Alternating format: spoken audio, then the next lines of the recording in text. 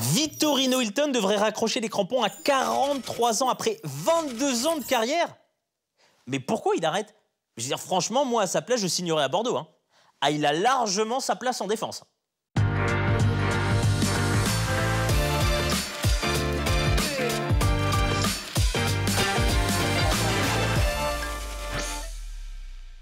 Salut les footeux, je m'intitule JB Goupil. Bienvenue dans le Bureau des Stats, l'émission qui vous dit tout sur les stats les plus insolites de la Ligue 1 Uber Eats. Au menu de cette 35e journée de Ligue 1, 33 buts, 4 victoires à l'extérieur, 43 cartons jaunes et 10 cartons rouges.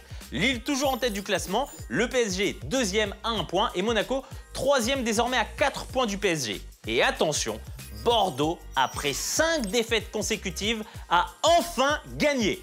La réaction de Jean-Louis Gasset, l'entraîneur bordelais. Franchement, on a été impressionnant.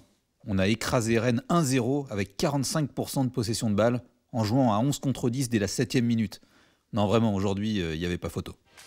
Allez, on débute comme d'habitude avec l'affiche du jour et on a bien évidemment choisi le choc entre Monaco et Lyon.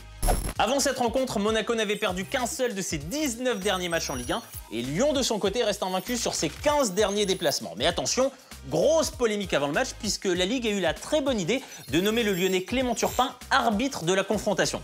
Donc autant dire que les Monégasques ont très bien accueilli cette nouvelle.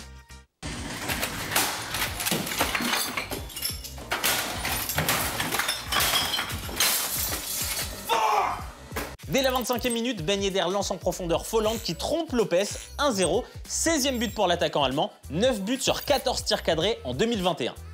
À la 58e minute, slalom de Memphis Depay devant la défense monégasque, sa frappe déviée trompe le compte, 1 partout, 19e but pour le néerlandais. À la 70e minute, deuxième carton jaune pour Cacré, synonyme d'expulsion pour une faute sur Tchouaméni. Les Lyonnais finiront donc à 10.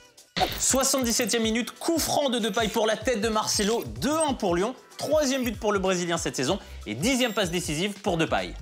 86e minute, pénalty transformé par Ben Yedder suite à un coup de poing d'Anthony Lopez sur Pellegrini, 2-2, 100e but pour l'attaquant international français en Ligue 1 et 148e sortie non maîtrisée pour le portier lyonnais. 89e minute, centre de De Sciglio pour Cherki qui trompe le gardien monégasque et donne la victoire à Lyon. 3-2, c'est son premier but en Ligue 1. Il devient ainsi le deuxième plus jeune buteur de l'histoire du club dans l'élite, juste derrière Bernard Lacombe. Suite à une bagarre générale après le coup de sifflet final, De Sciglio et Marcelo côté lyonnais, Pellegrini et Goebbels côté monégasque ont été expulsés. Score final 3-2 pour Lyon, 2 cartons rouges côté monégasque et 3 cartons rouges côté lyonnais. L'OL qui totalise désormais 10 expulsions en Ligue 1 cette saison, un record parmi les 5 grands championnats.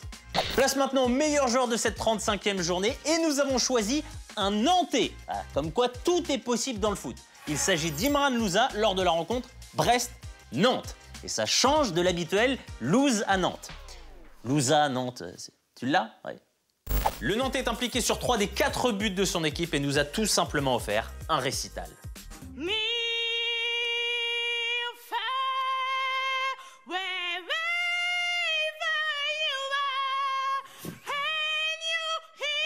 Dès la 15e minute, Louza décoche une frappe vicieuse de l'extérieur de la surface. L'Arseneur repousse dans les pieds de Simon, 1-0. À la 27e, le franco-marocain sert Ludovic Blas qui ajuste le gardien brestois d'une frappe sous la barre transversale, 2-0. À la 56e minute, sur un centre de Simon, Louza trompe un Larsonneur complètement à la ramasse, 3-0, 6e but pour Imran Louza cette saison. Ses stats, 81 ballons touchés, 59 passes, 5 centres, une passe décisive, un but. Bref, un match plein pour le joueur qui a fêté ses 22 ans le 1er mai. Place maintenant au pire joueur de cette 35e journée et nous avons choisi Jordan Lotomba lors de la rencontre Lille-Nice. Le Niçois a réalisé une première mi-temps catastrophique en multipliant les bourdes.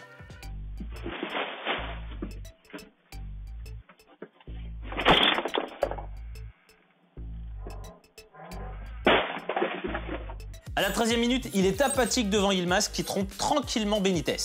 À la 34e, tacle dangereux sur Jonathan Bamba, première grosse faute et premier carton jaune. À la 48e minute, nouveau tacle dangereux et deuxième carton jaune, synonyme de carton rouge. Pendant les 48 minutes qu'il a passé sur le terrain, le Niçois aura été incapable de maîtriser ses nerfs. Écoutez ça, monsieur le propriétaire, écoutez. Est-ce que c'est toujours pour 2000 €? C'est ça, 1000 €? On va aller dans le dress. Ah non, les toilettes. Ses stats, 0 duel gagné, 0 dégagement, une seule interception, 3 fautes et un carton rouge. Voilà les amis, ce nouveau BDS touche à sa fin, mais juste avant de nous quitter, c'est à vous de jouer avec les pronos sur les stats de la 36e journée.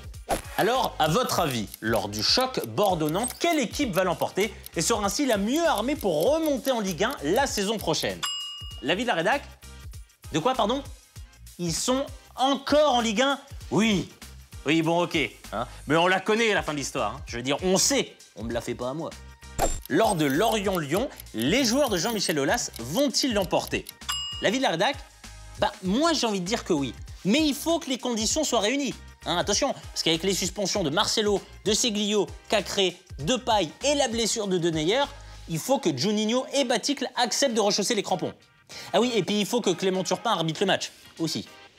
Voilà les amis, j'étais ravi d'être avec vous pour ce 36e Bureau des Stats. On se retrouve la semaine prochaine pour un nouveau BDS. Et surtout d'ici là, n'oubliez pas que les statistiques sont au football, ce que Burak Yılmaz est à la longévité, indissociable. Non, parce que tu sais que le mec est le premier joueur de 35 ans à marquer plus de 10 buts sur une saison. En même temps, c'est vrai que c'est la Ligue 1. Donc les mecs peuvent marquer plus de 10 buts jusqu'à 40 ans.